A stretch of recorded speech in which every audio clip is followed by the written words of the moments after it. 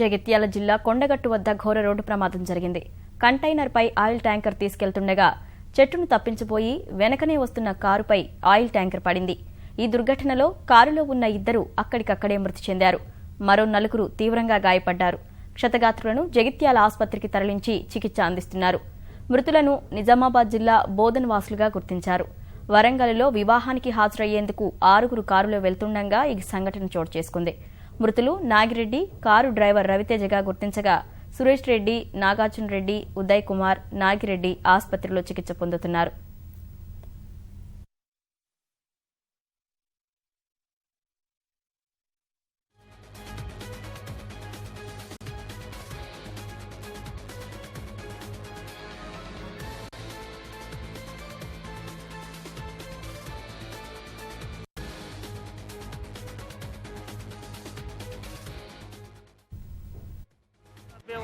నా బండి కట్ చేసి నా బండి కింద పడేస్తాను.